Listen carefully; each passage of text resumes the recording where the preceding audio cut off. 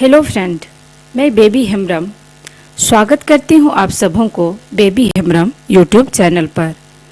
Friend, इस video में हम लोग ब्रिटिश भारत में संवैधानिक विकास से एक टॉपिक पढ़ने जा रहे हैं और ये टॉपिक है रेगुलेटिंग एक्ट 1773। इस एक्ट का भारत में किस तरह से प्रस्तुत किया जाता है और इस एक्ट में क्या क्या प्रावधान था, इनका क्या उद्देश्य था, इन सारी बातों का इस वीडियो में हम लोग पढ़ने जा रहे हैं। Regulating act 1773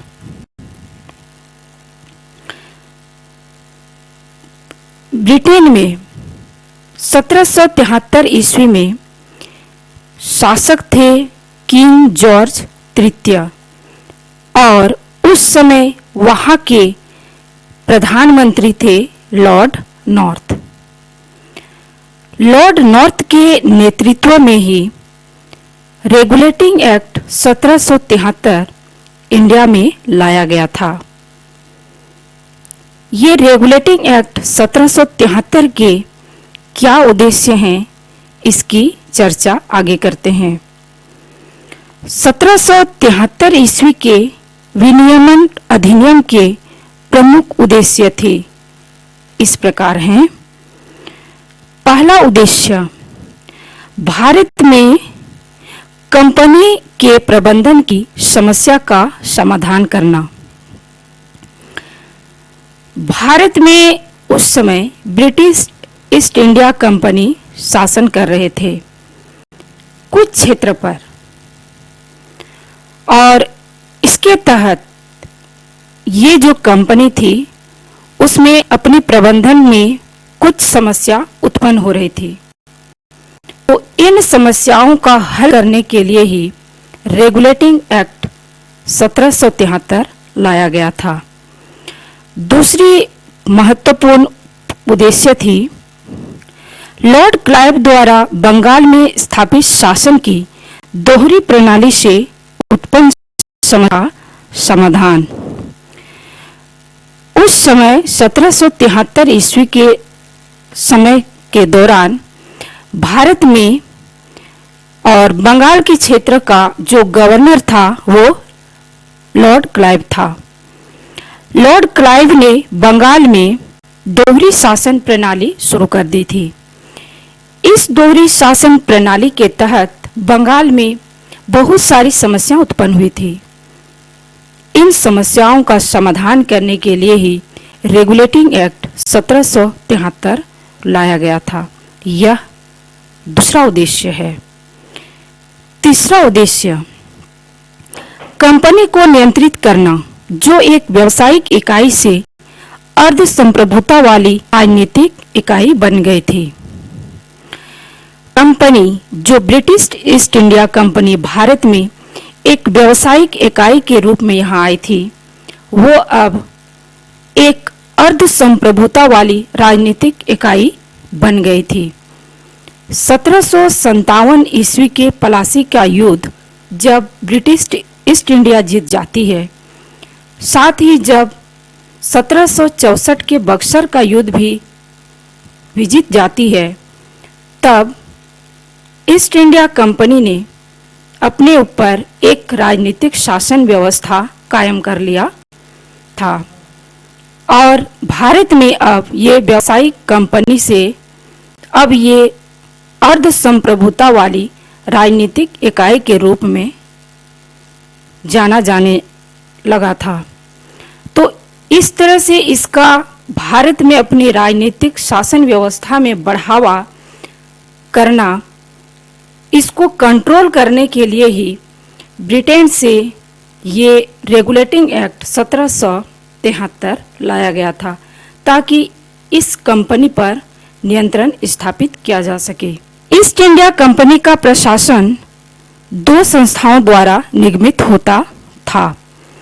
British east India company, उनका शासन जो इंडिया में चल रहा था, उसमें दो संस्थाएं काम करती थी और वो संस्थाएं थी, पहला था निदेशक मंडल और दूसरा था स्वत्वधारी मंडल।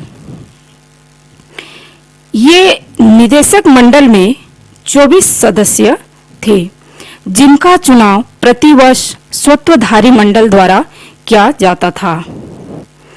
1773 के एक्ट द्वारा यह कार्यावधि 1 वर्ष से 4 वर्ष कर दी गई।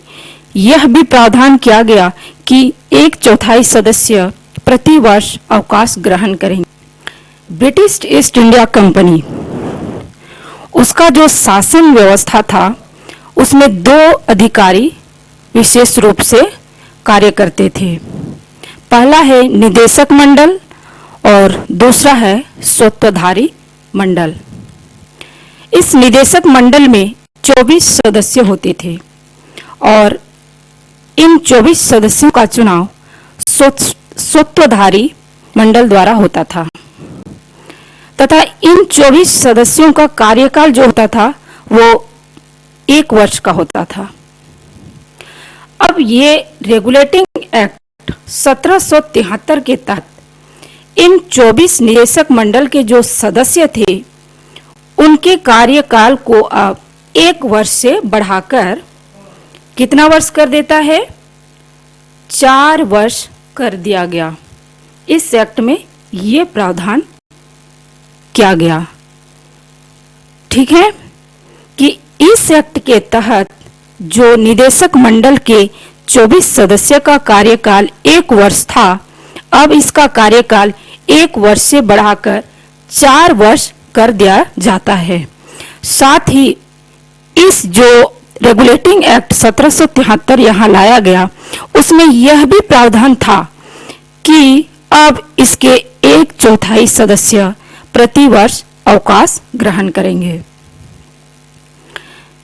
ये निदेशक मंडल के जो 24 सदस्य नियुक्त किए जाते थे स्वत्वधारी मंडल के तहत, इनका कार्यकाल 1 वर्ष से 4 वर्ष बढ़ा दिया जाता है और साथ ही ये इनके जो सदस्य हैं इनके 1/4 सदस्य प्रति वर्ष अवकाश ग्रहण करेंगे। ये इस एक्ट में प्रावधान। 1773 के रेगुलेटिंग एक्ट द्वारा बंगाल में फोर्ट विलियम के गवर्नर को भारत में समस्त अंग्रेजी क्षेत्रों का गवर्नर जनरल बना दिया गया। इस एक्ट में यह भी प्रावधान था कि बंगाल का जो गवर्नर था उसके अंदर में ही ब्रिटिश भारत का क्षेत्र, यानी कि भारत के जितने क्षेत्रों पर ब्रिटेन का शासन चल रहा था वे सारे क्षेत्र अब बंगाल के अधीन कर दिया जाता है कि बंगाल का अब गवर्नर ही ब्रिटेन ईस्ट इंडिया का जो क्षेत्र, बाकी क्षेत्र था इंडिया में जो शासन चल रहा था उस क्षेत्र पर भी बंगाल का ही गवर्नर इंचार्ज होंगे। इस एक्ट के तहत ये भी प्रावधान था कि अब बम्बई और मद्रास रेजिडेंसिया बंगाल के अधीन आ जाएंगे। 20 अक्टूबर 1773 को बंगाल सेंट फोर्ट विलियम का प्रथम गवर्नर जनरल वारेन हेस्टिंग्स को बनाया गया। 1773 के रेगुलेटिंग एक्ट में यह भी प्रावधान था कि अब बंगाल का जो गवर्नर था उसको अब बंगाल का गवर्नर जनरल बना दिया जाता है। इस प्रकार से बंगाल का प्रथम गवर्नर जनरल जो बनता है वह वारेन हेस्टिंग 20 अक्टूबर 1773 को बंगाल का प्रथम गवर्नर जनरल बन जाता है। भारत का गवर्नर जनरल नहीं, 1773 के रेगुलेटिंग एक्ट के तहत सिर्फ बंगाल का प्रथम गवर्नर जनरल वारेन हेस्टिंग बनता है। ओके, ठीक है। कंपनी के कर्मचारियों के निजी व्यापार पर रोक लगा दी गई। उन्हें भारतीयों से उपहार लेने से प्रतिबंध किया गया। ये जो रेगुलेटिंग एक्ट था इसमें यह भी प्रावधान था कि कंपनी जो अपने निजी रूप में व्यापार करने शुरू कर दिया था उस निजी व्यापार पर रोक लगा दिया गया। अब वो निजी रूप में किसी भी तरह का व्यापार नहीं कर सकते हैं। साथ ही